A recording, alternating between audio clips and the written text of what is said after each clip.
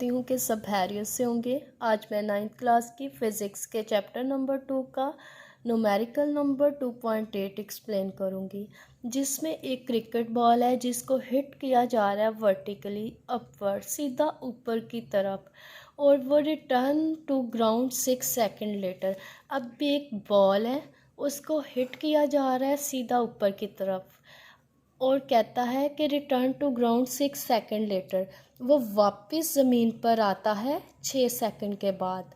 मतलब ये बॉल जब ऊपर गया तो इसने कितना टाइम लिया ऊपर जाते? 3 सेकंड। वापस आते कितना टाइम लिया? 3 सेकंड। ये इधर उसने टोटल टाइम मेंशन किया हुआ है।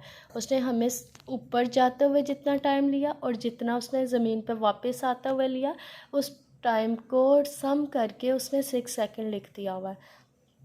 लिहाजा हम जब भी अपने न्यूमेरिकल में इस टाइम को यूज़ करने लगेंगे तो हमारे फार्मूले में, जब हम वो formula equation of motion gain कर रहे थे, बॉल को हिट किया जाता था या ऊपर की तरफ या नीचे की तरफ, या मतलब उसमें हम सिर्फ 3 सेकंड यूज़ करेंगे, हम टोटल टाइम को यूज़ नहीं कर सकते। अब हमने कैलकुलेट क्या करना है? मैक्सिमम हाइट को और इनिशियल वेलोसिटी को।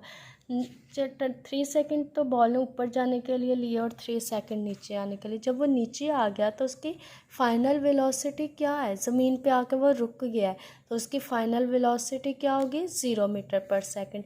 सो हम गिवन में क्या लिखेंगे? टाइम हमारे पास 6 सेकंड है, जिसमें 3 सेकंड उसने अपवर्ड जाने के लिए लिया है और 3 सेकंड डाउनवर्ड आने के लिए। ग्रेविटी क्या है? 10 मीटर पर सेकंड स्क्वायर। ये तो सबको पता है ग्रेविटी का। लेकिन जब भी कोई बॉल की ग्रेविटी आए, जब बॉल ज़मीन पे अगर गिराया जा रहा है तो ग्रेविटी प्लस में रहेगी, लेकिन अगर बॉल ऊपर की तरफ फेंका जा रहा है, ज़ाहिर है वो ज़मीन के ख़िलाफ़ फेंका जा रहा है, तो ग्रेविटी क्या आ जाएगी? माइनस। इस चीज़ को बहुत ज़्यादा व्यू में रखना है कि हमने माइनस का साइन ग्रेविटी के साथ कब लगाना है? जब वो ज़मीन के ख़िलाफ़ फेंका जाएगा।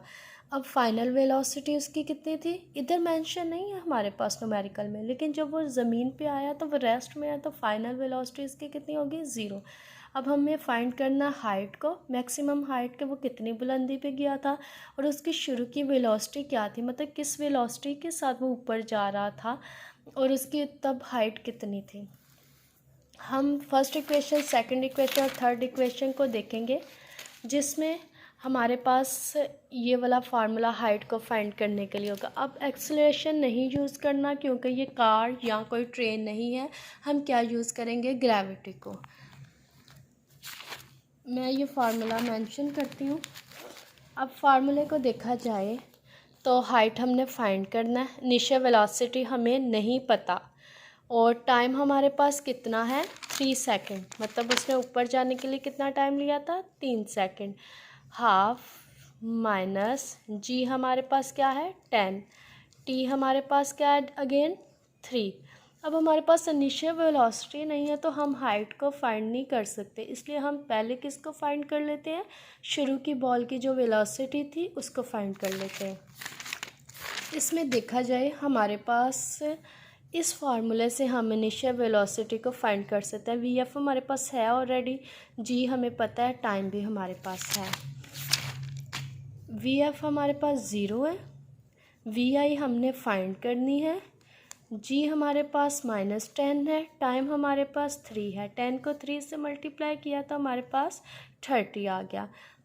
वी आई को हमने फाइंड करना है। वी आई इधर रहने देते हैं, ये प्लस माइनस माइनस था, 30 इधर जाके क्या हो गया? +0। तो 0 में प्लस किया 30 को तो हमारे पास इनिशियल वेलोसिटी कितनी आ गई? 30 मीटर पर सेकंड। अब मेरे पास इनिशियल वेलोसिटी कितनी है? 30 मीटर पर सेकंड।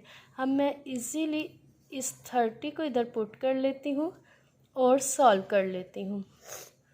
2 को 2 5 are 10, तो हमारे पास इधर क्या आ गया? -5 मल्टीप्लाई 3 का स्क्वायर ओपन किया 9, 5 को 9 से मल्टीप्लाई किया तो -45 प्लस माइनस माइनस 30 को 3 से मल्टीप्लाई करें तो हमारे पास आ जाएगा 90।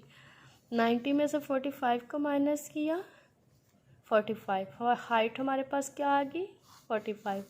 सो हमने हाइट को भी कैलकुलेट कर लिया और इनिशियल वेलोसिटी को भी फाइंड कर लिया है।